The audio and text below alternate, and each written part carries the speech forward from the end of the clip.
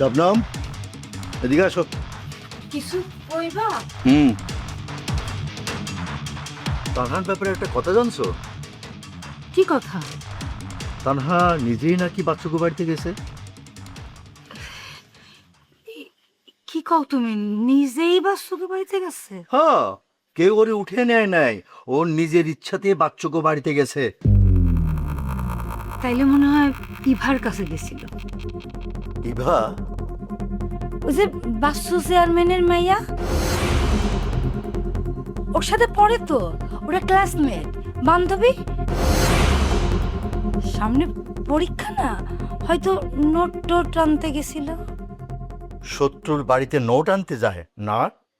সব সময় বড় গো শত্রুতা পোলা পান্ডা বোঝে না। ক্লেমনের কিউআর কোড স্ক্যান করো আর ঘুরে দেখো বাংলাদেশের ঐতিহ্য। ক্লেমন ক্লিয়ারলি বাংলাদেশি। ওরা তো একসাথে পড়ে। এই জন্যই আমি মাইয়ারে বেশি বেশি লাই দিতে চাই না। আজকে নোটের কথা হয়ে গেছে, কালকে অন্য কারণ দেখা যাইব। এইভাবে শত্রুর বাড়িতে যাওয়া কি কোনো বুদ্ধিমানের কাজ? আচ্ছা, তানহার যদি কোনো ক্ষতি হয়ে যাইতো? তুমি খুব চিন্তা করছো তাই না? আহা, আমি চিন্তা করুম না, নিজের মাইয়া। হ্যাঁ, প্রত্যেক বাবা মারই নিজের সন্তানের জন্য চিন্তা হয়। তুমি কি কইতে চাও? কিছু না, শুধু ভাবতেছিলাম মারুফের বাবা মার না জানি কতটা কষ্ট হইতাছে। তুমি যেমন তানার জন্য অস্থির হয়ে আসো, ওই মানুষগুলাও তাগো পোলার জন্য ছটফট করতেছে। পারবিন যেভাবে ফোনে কাঁদতেছিল, একটা মায়ের কান্না বুঝো কেমন লাগে? সবকিছু এত সহজ না শবনম।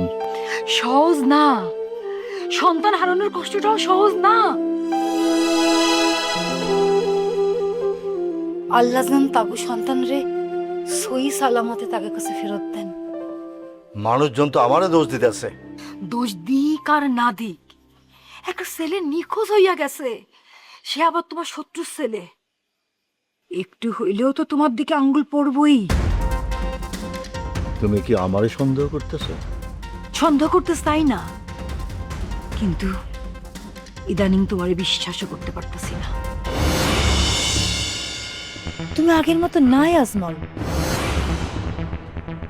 আগে কোনো মানুষ কষ্ট পাইলে তুমি ঘুমাইতে পারতে না। অহন তোমারে দেখি সবকিছুর ভেতরে ভেতরে লুকাই রাখো। সময় মানুষে বদলাইয়া দেয়।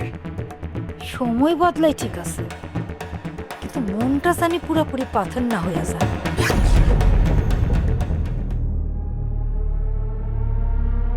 আর তানার উপর রাগ কইরো না, ভাই এটা ভুল করছে, কিন্তু তোমারে কষ্ট দেয় নাই। কাউ আমার না জানাইয়া ওর যাওয়াটা উচিত হয় নাই। আমি ওরে রাগ দেখাই নাই, আর রাগ দেখামো না এটা আমি ভাবছি। একদম ঠিক করছো। তুমি যদি মায়াকুর সাথে এত কড়া হও, তাহলে তো ওরা তোমার লুকাইবই। আল্লাহ জান সব কিছু দ্রুত সমাধান করে দেয়। কোনো সন্তানের জন্য যেন কোনো বাবা মার এমন করে কাঁদতে না হয়।